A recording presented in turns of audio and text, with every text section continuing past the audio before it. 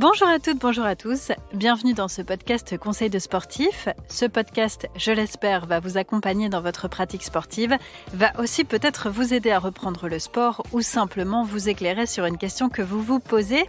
Et pour ça, je reçois des experts ou des pratiquants qui témoignent de leur vécu.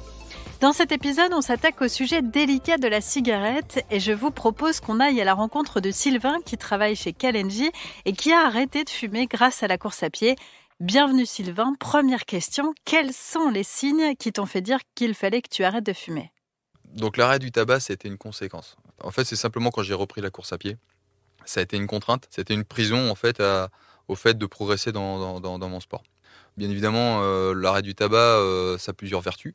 En tout cas, moi, celle que je retiens, celles qui m'ont aidé aussi à bien arrêter, ça a été tous les problèmes cardiovasculaires que ça peut engendrer. Moi, mon père, il a fait un infarctus.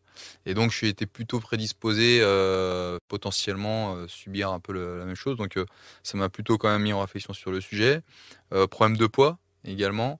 Moi qui m'ont mis à la pratique de la course à pied. Mais le tabac n'aide pas. Parce que quand vous fumez et vous avez des périodes d'arrêt ou autres, le poids oscille aussi.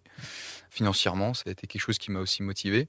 Les enfants, ça a été quelque chose d'extrêmement important dans ma vie, le fait de ne pas transmettre cette mauvaise habitude à mes enfants. Également pour ma vie de couple, tout ça, c'est bête, mais ma femme est quelqu'un qui ne supporte pas l'odeur de la cigarette. Donc ça aussi, elle m'a suffisamment mordu le mollet pour me donner envie d'arrêter. Et puis moi qui suis passionné d'œnologie aussi, c'était aussi une occasion de retrouver l'odorat et le goût. Donc tout ça, ça a été vraiment une prise de conscience à un instant T de ma vie. Mais finalement, c'est vraiment le jogging qui m'a vraiment décidé. Parce que le jogging, ça a été assez marquant quand j'ai vécu la chose. C'est-à-dire que je me suis remis à la course à pied après un arrêt prolongé de sport. Et en reprenant le sport, en reprenant la course à pied, j'ai été pas surpris finalement, je m'en doutais, mais j'ai eu les poumons qui me brûlaient. J'avais aucun souffle. Donc ça a été un petit peu complexe. Et puis moi, étant un peu compétiteur dans l'âme, fallait que j'avance vite et je vois une progression assez rapide malgré tout dans ma pratique. Donc quand je me suis rendu compte que ce qui m'empêchait de progresser et d'avancer, c'était le souffle, c'était le fait que mes poumons brûlent, c'était le fait que dès que je voulais accélérer, le corps suivait, mais par contre que moi les poumons ne suivaient pas, je me suis dit là, il faut que je fasse quelque chose. Donc ça a été l'élément déclencheur. Ok, si on rentre un peu dans le détail, est-ce que tu peux nous expliquer ton cheminement étape par étape dans cet arrêt, en gros, en fait, comment tu as fait ? La vraie complexité, c'est au moment où vous dites il faut que j'essaye de voir ce que ça donne si je ne fume pas entre 2 séances de course à pied. Et le début, c'est parti de là en fait. Et moi, dans ma manière de fonctionner, je me suis dit voilà, je fais une course, une seconde course sans fumer entre la première et la seconde course, pour voir si effectivement. Pour voir, je m'en doutais, mais malgré tout, je me suis dit, est-ce que ça peut me motiver, voir sur la deuxième course, à gagner un peu de souffle.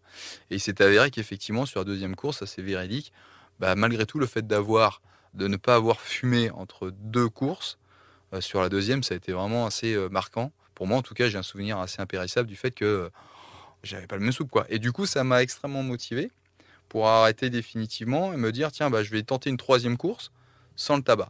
Et donc, j'ai vu une progression très, très, très, très rapide. Donc aujourd'hui, dans mon organisation, moi, qui n'est plus lié finalement peut-être au tabac, mais qui m'oblige aussi à ne pas reprendre, c'est de se dire, je m'impose 3 sorties run par semaine. Dans mon organisation, aujourd'hui, je pense plus trop au tabac. C'est-à-dire que je suis tellement concentré sur les temps que je peux faire, sur le fait de faire mon sport, de faire ma pratique, que je ne pense plus au tabac. Quand l'envie m'en prend de vouloir fumer, je pense à toute ma progression finalement sur l'activité. Et pour le vivre pleinement, j'ai besoin d'être bien, de ne pas penser à mon souffle, à la manière dont je respire, à me dire mince, j'aurais pas dû fumer hier, mince, cette cigarette, je la paye. Oh là là, je vais pas pouvoir faire le temps que je vais vouloir faire. Je vais pas pouvoir aller potentiellement voir le site que je voulais aller voir parce que je me m'étais fixé dans ma sortie, mais c'est 2 kilomètres qui vont me brûler les poumons. Donc ça, je réfléchis plus à ça. Et pour le vivre pleinement, encore une fois, je me répète, mais fallait que j'arrête vraiment le tabac, quoi. Et au bout de combien de temps, du coup, tu t'es dit « je ne suis plus fumeur » ? Je me suis dit, je suis sorti de la dépendance du tabac le jour où je me suis dit, tiens, ça va pas. Donc je suis stressé, énervé. Et le jour où je me suis dit, tiens, il faut que j'aille courir. Plutôt que me dire, tiens, il faut que j'aille fumer. Et ça a été la grosse différence. Alors c'est un effet pervers, c'est que vous pouvez pas courir quand vous êtes à chaque fois que vous êtes énervé ou stressé. Puis c'est marrant parce que au quotidien, que ce soit ma femme ou mon cercle d'amis, ils le sentent de suite quand j'ai pas couru. La difficulté, c'est effectivement pas retomber dans ces moments-là dans le tabac, parce que c'est très facile malgré tout d'y retomber. Quand vous êtes fumeur un jour, vous êtes un peu fumeur toujours. Et la vraie difficulté, c'est de pas retomber. Donc il faut, c'est pour ça que je m'oblige à faire du sport. Oui, je comprends, c'est normal. Et quel conseil tu donnerais du coup à celles et ceux qui voudraient faire comme toi ? Moi, si le premier conseil que j'ai à donner, faut que ce soit une démarche hyper personnelle. C'est-à-dire qu'il ne faut pas que ce soit lié à l'environnement, aux gens qui vous disent faut que tu arrêtes, faut que tu arrêtes. Il faut que ce soit une démarche hyper personnelle. Donc il faut savoir pourquoi on le fait et pourquoi on a envie de le faire. Donc mon conseil, c'est si demain vous avez envie d'arrêter le tabac et vous voulez essayer le jogging pour vous y mettre, il n'y a rien de plus simple en fait. C'est déjà bien s'équiper. C'est un truc bête. Courir, c'est pas forcément... quand on n'est pas habitué à un gros kiff, d'autant plus quand en plus on est fumeur. Donc c'est bien vous équiper pour être bien quand on court. C'est aussi sur la première sortie, c'est surtout pas se décourager.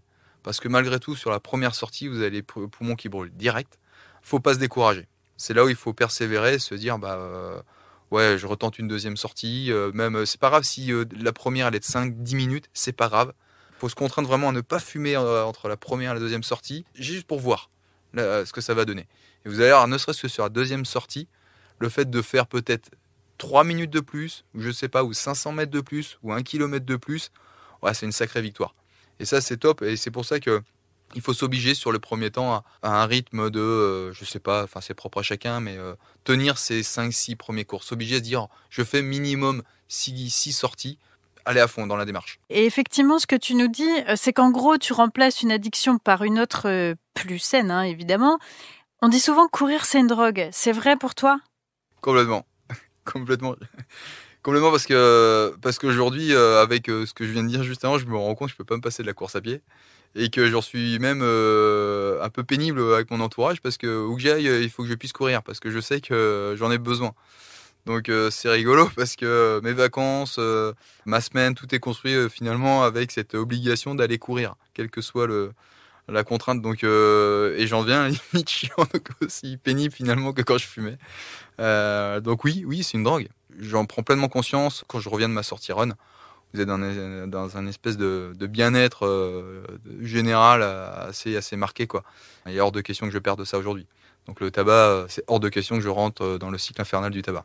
Merci pour ce partage. C'est un exemple concret que l'arrêt du tabac, c'est possible d'une, mais aussi que la vie d'après est source d'épanouissement. Merci à vous d'avoir écouté ce podcast. On se dit à bientôt pour un autre conseil de sportif.